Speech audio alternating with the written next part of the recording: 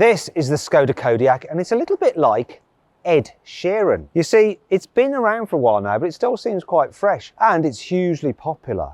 And just like Ed, this has changed its look slightly. So Ed's got rid of his beard, and this has had some minor tweaks to the exterior and interior design. Now I'm going to talk you through those in this video. I'm also going to see how practical this car is, take it for a drive, and of course I'm going to launch it to see how quick it is from 0 to 60 miles an hour, because I'm Matt Watson, and you're watching CarWow. Buying a new car? Then head to CarWow, and my team will help you find your next car at a fair price. CarWow, your one-stop car buying comparison site. Let's start this video by talking about the design of the Skoda Kodiaq. Now, you're probably really familiar with this car already. So it's a neat and tidy looking family SUV. But the changes they've made to it are quite hard to spot. So there's a redesigned rear bumper.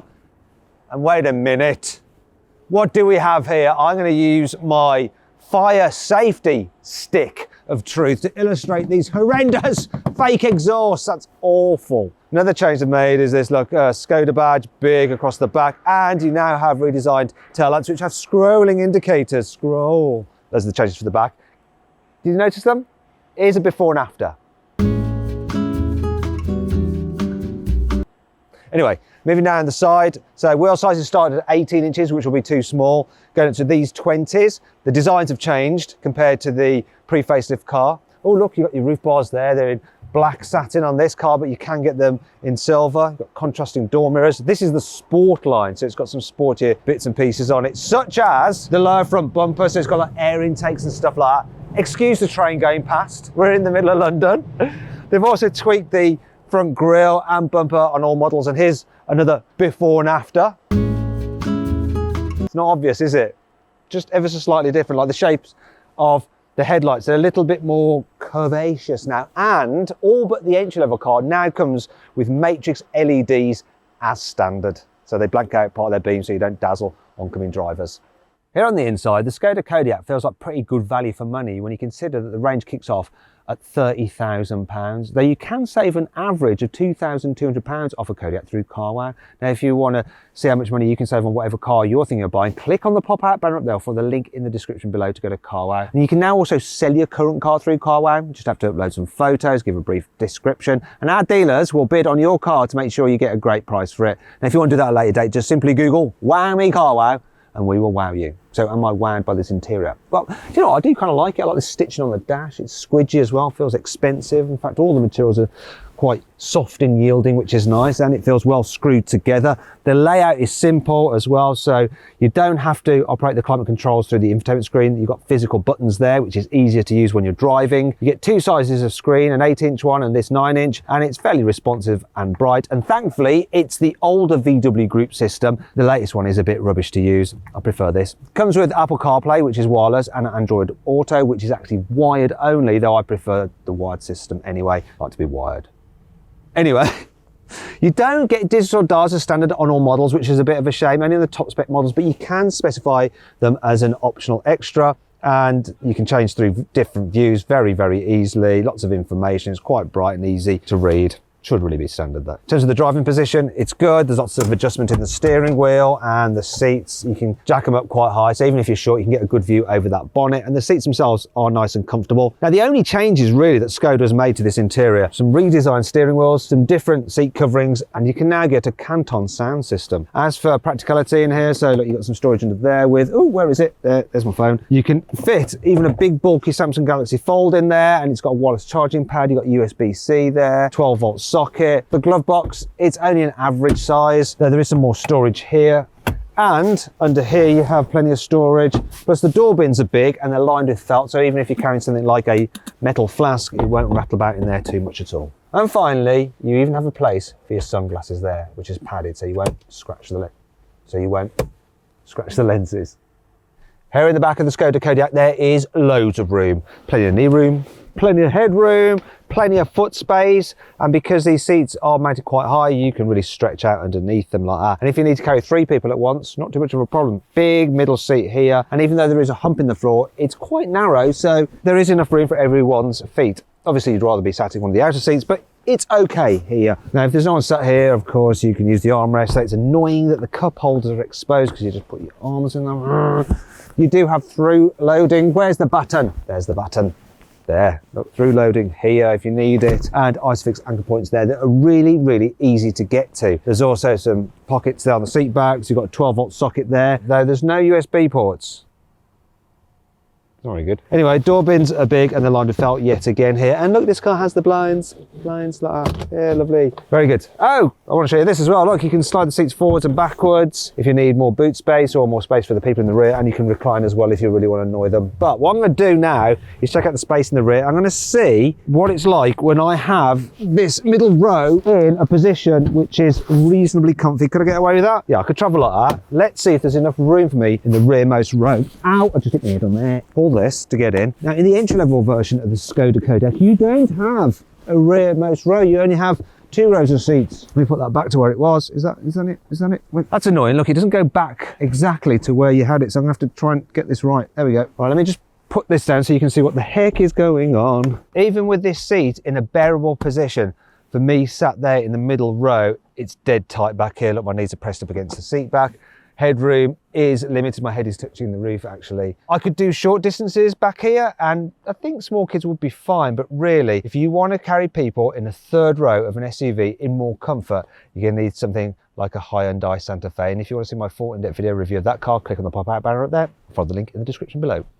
Now let's check out the Kodiaq's boot. So one of the things I like about this car is the fact that even when you've got 7 seats in place, you have a decent boot. So the capacity here is 270 litres, which is about 100 litres more than you have with a Kia Sorento or a Peugeot 5008 in their 7-seater configuration. In fact, it's not far off a Ford Fiesta's boot capacity, which is 311. Look, I can even fit my Go Cycle electric bike in there. You wouldn't be able to do that with the Peugeot nor the Kia. Obviously, if you want more space, you fold down these rear seats like that. Oh, it's quite easy to do by putting the levers on the top, and then you have 765 litres. However, that's not quite as good as the Peugeot 5008 nor Kia Sorento when they're in 5-seat mode. They have over 800 litres of capacity. So some you win, some you lose. And I'm about to lose again because I need to fold down all of these seats. So I'm gonna have to reach in. I can just about do it from here. No, I can't. I'm gonna have to go around because that button actually just reclines it to get into the back.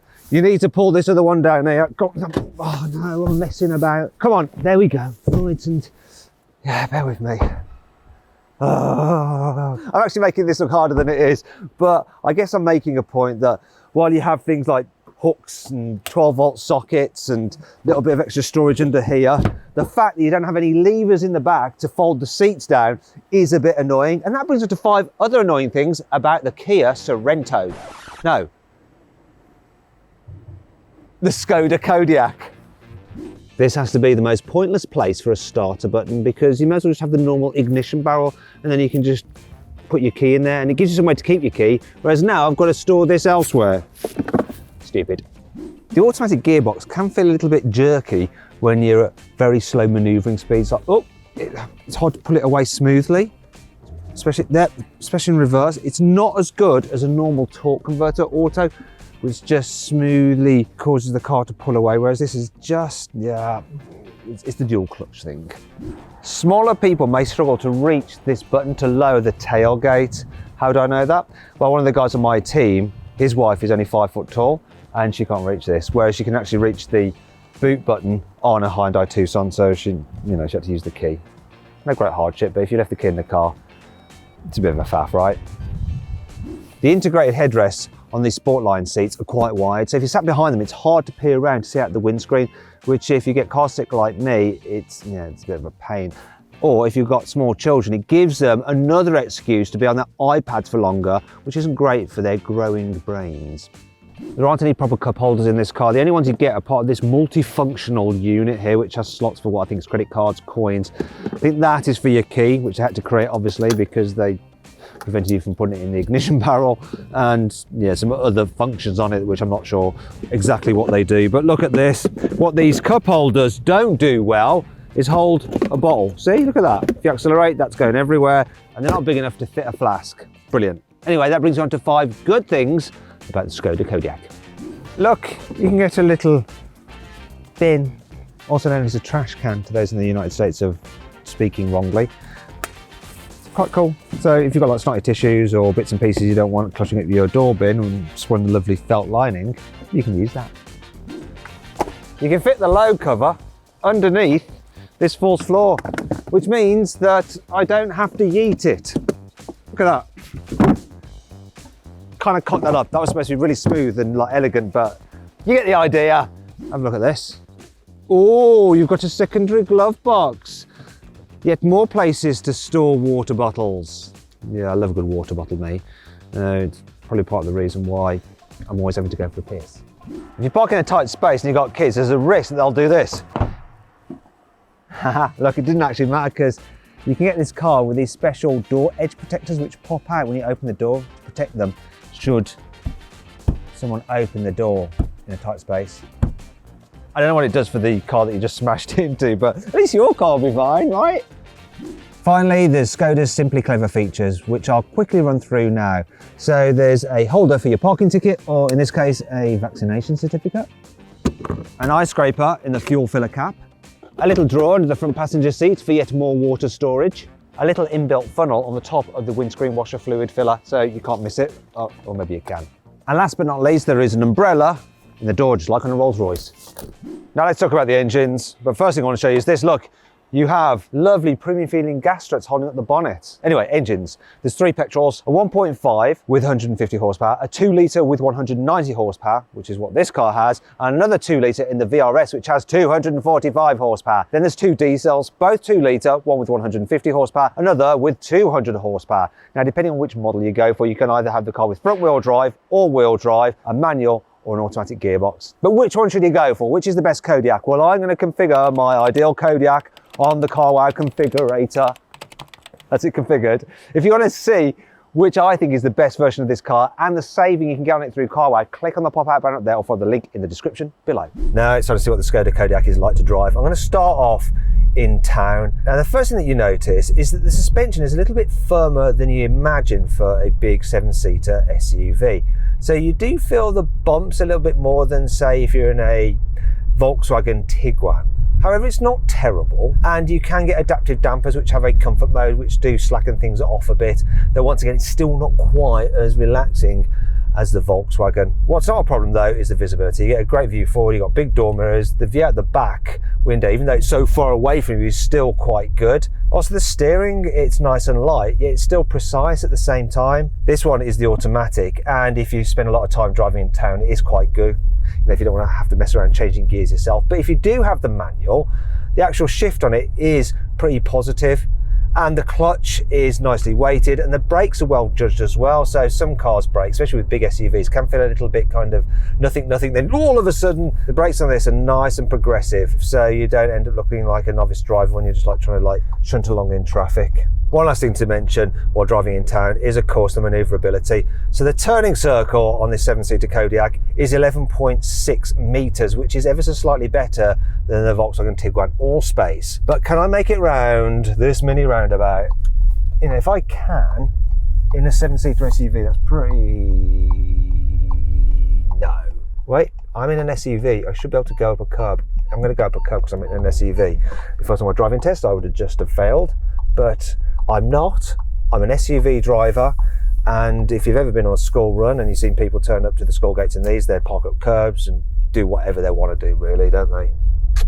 The Kodiaq is pretty good when you get out onto faster roads and on the motorway. So it's reasonably quiet to travel in. You do get a bit of wind noise from those big door mirrors, but other than that, it's fine. And the seats are comfy and supportive, so you don't feel really tired and exhausted after a long stint behind the wheel. Now, if you are doing lots of miles, I'll probably go for one of the diesels. However, this 2-litre turbo petrol is averaging 35 miles to the gallon, which isn't awful, really. When you get on a twisty road, the Kodiaq is surprisingly good, actually. The payoff for that slightly firmer than you imagine suspension means that it doesn't really lean much in the bends, and it just kind of stays quite upright. It's got good levels of grip as well, so even if you go quite quickly into a corner, you don't feel like you're just going to wash wide. It will go round. And if you've got the 4-wheel drive version, you can put the power down nicely when you're coming out of a corner as well, because if the front wheels start to slip, then the rear ones will provide some added drive from the back end.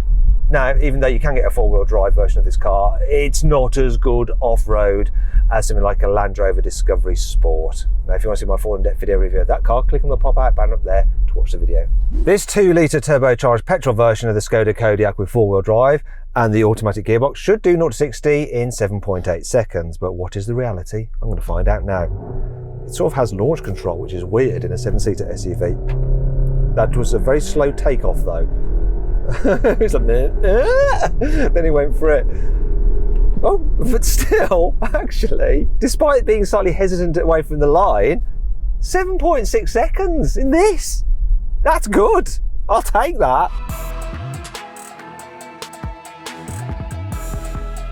So then what's my final verdict on the Skoda Kodiaq? Should you avoid it? Should you consider it? Should you shortlist it? Or should you just go right ahead and buy it? Well, I reckon you should avoid the Kodiaq, but only if you want a plug-in hybrid, because you can't get one with this car. For everyone else though, you should go right ahead and buy this Skoda, because it's a great all-round 7-seat family SUV. I hope you'll enjoy the video. If you did, give it a like. Let me know what you think of my verdict in the comments below. Click on the windows there to watch some more videos, and on that box there to go to carwow to either buy or sell your next car, new car, whatever.